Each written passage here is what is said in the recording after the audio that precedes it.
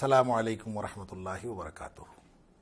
الحمدللہ وکفا وسلام علی عبادہ الذین اصطفیٰ۔ اشہد ان لا الہ الا اللہ وحدہ لا شریک لہ واشہد ان محمدا عبدہ ورسولہ صلی اللہ علیہ وآلہ وسلم۔ اللہم صلی علی محمد وعلی آل محمد کما صلیت علی ابراہیم وعلی آل ابراہیم انک حمید مجید۔ اللہم بارک علی محمد وعلی آل محمد کما بارکت علی ابراہیم وعلی آل ابراہیم انک حمید مجید، اما بعد۔ ناظرین کرام، اللہ کا دین دین اسلام ہے، اور اسلام پورے کا پورا دین دراصل اللہ کے سامنے جھک جانے کا نام ہے۔ یا ایھا الناس اعبدوا ربکم الذی خلقکم والذین من قبلکم لعلکم تتقون۔ اے کائنات کے لوگو، ایک پالن ہار جو تمہارا رب ہے اس کے غلام بن جاؤ، اس کی غلامی میں آ جاؤ۔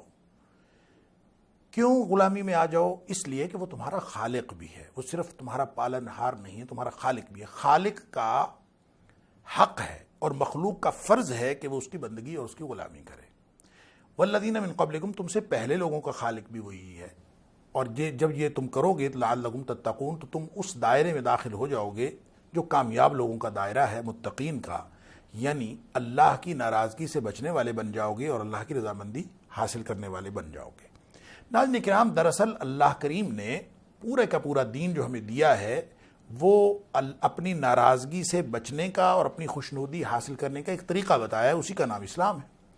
لہذا جب ہم اس پر عمل کرتے ہیں تو ہر لمحہ، ہر عمل کے نتیجے میں ہمارے پیش نظر یہی رہنا چاہیے کہ ہم اللہ کی ناراضگی سے بچنا چاہتے ہیں اور اللہ کی رضامندی حاصل کرنا چاہتے ہیں۔ اسی کا نام تقویٰ ہے۔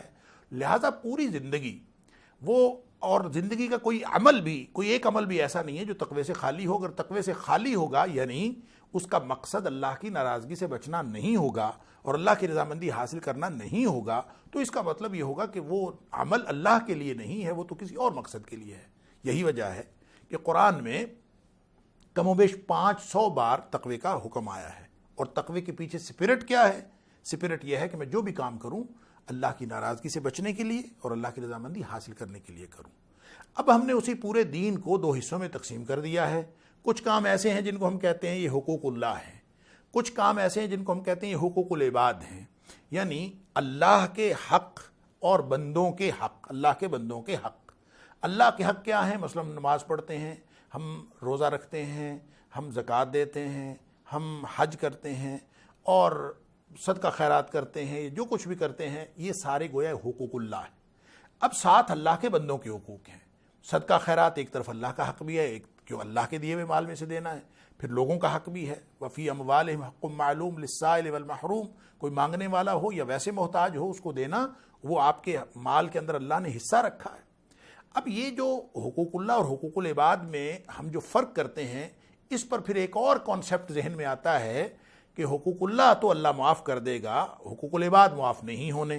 لہٰذا لوگ یہ سمجھتے ہیں کہ حقوق العباد زیادہ اہم ہیں، حقوق اللہ کم اہم ہیں، لہٰذا حقوق اللہ نہ بھی پورے کیے جائیں تو کام بن سکتا ہے، حقوق العباد لازماً پورے کیے جائیں۔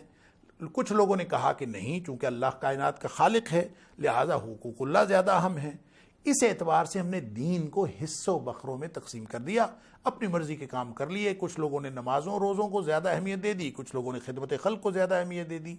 ایسی بات نہیں ہے ناظرین کرام، دین ایک کمپلیٹ پیکیج ہے، اور اس میں حقوق اللہ بھی ہیں، اس میں حقوق العباد بھی ہیں۔ یا ایھا الذین آمنوا ادخلوا فی السلم کافہ، اے ایمان والو اسلام میں پورے کے پورے داخل ہو جاؤ۔ یہ مکمل پیکیج ہے، اس میں پک اینڈ چوز نہیں ہے۔ ہم یہ خود سے کر نہیں سکتے کہ یہ میں حقوق اللہ پورے کر لوں گا، حقوق العباد رہنے دیتا ہوں، یا حقوق العباد پورے کر لوں، حقوق اللہ رہنے دیتا ہوں۔ ایسا ہم کر سکتے نہیں۔ یہ پورے کا پورا دین ہمارے اوپر لاگو ہوتا ہے، پورا پیکیج ہے، یا اس میں داخل ہونا ہے یا اس سے نکل آنا ہے۔ جب ہم اس میں داخل ہوتے ہیں تو اپنی مرضی ختم ہو جاتی ہے۔ پورا دین ہم فرمانبرداری کرتے ہیں، اس میں حقوق اللہ بھی آ جاتے ہیں، حقوق العباد بھی آ جاتے ہیں۔ لیکن جب ہم دین اسلام کا اعلان کرتے ہیں تو اصل میں اللہ کی فرمانبرداری، اللہ کی ناراضگی سے بچنا، اللہ کی رضامندی حاصل کرنا مقصد اور مقصد وحید قرار پاتا ہے، واحد مقصد قرار پاتا ہے، اور یہی ہماری زندگی کا مقصد ہے۔ وما خلقت الجن والانس الا لیعبدون، کہ تمہاری زندگی جو میں نے انسانوں اور جنوں کو پیدا ہی صرف اس لیے کیا ہے تاکہ وہ میری غلامی کریں۔ اب جب اللہ نے غلامی کے لیے پیدا کیا ہے تو جب آپ حقوق اللہ ادا کر رہے ہیں تو بھی دراصل آپ حقوق اللہ کی غلامی کر رہے ہیں. جب آپ حقوق العباد ادا کر رہے ہیں تب بھی آپ اصل میں اللہ کی غلامی کر رہے ہیں. ماں کے ساتھ حسن سلوک، باپ کی اطاعت، رشتہ داروں سے اچھا سلوک، اولاد کے حقوق، یہ جو اہل خانہ اور اہل محلہ کے حقوق، ساری انسانیت کے حقوق، یہ کس نے متعین کیے ہیں؟ اللہ نے. جب انسان کسی کے ساتھ اچھا سلوک کر رہا ہوتا ہے، ماں کے ساتھ حسن سلوک کر رہا ہے یا کسی کے ساتھ اچھا کام کر رہا ہے تو وہ کیوں کر رہا ہے؟ اس کا مقصد کیا ہے؟ مقصد تو وہی ہے کہ میں نے اللہ کو راضی کرنا ہے، اللہ کی ناراضگی سے بچنا ہے. ماں ناراض ہوگی میرا اللہ ناراض ہو جائے گا، میرا باپ ناراض ہوگا میرا اللہ ناراض ہو جائے گا. نبی پاک صلی اللہ علیہ وسلم نے فرمایا رضا الرب فی رضا الوالد و سخط الرب فی سخط الوالد. اللہ کی رضامندی والد کی رضامندی ہے، رضامندی میں ہے. دوبارہ کہوں گا، اللہ کی رضامندی والد کی رضامندی میں ہے اور اللہ کی ناراضگی والد کی ناراضگی میں ہے. دوسری حدیث میں ہے سخط الوالدین، یعنی یہاں تو والد کہا، وہاں سخط الوالدین، رضا الرب فی رضا الوالدین و سخط الرب فی سخط الوالدین فی سخط الوالدین. یعنی والدین اگر ناراض ہوں گے تو اللہ ناراض ہو جائے گا، والدین اگر خوش ہوں گے تو اللہ خوش ہو جائے گا. گویا حقوق العباد ادا کرتے ہوئے بھی مقصد وہی ہے جو آپ حقوق اللہ ادا کرتے ہوئے کرتے ہیں. یعنی جب آپ نماز پڑھتے ہیں تو کس کو راضی کرنا مقصود ہوتا ہے؟ اللہ کو. جب آپ والدین کے ساتھ حسن سلوک کرتے ہیں تو کس کو راضی کرنا مقصود ہوتا ہے؟ اللہ کو.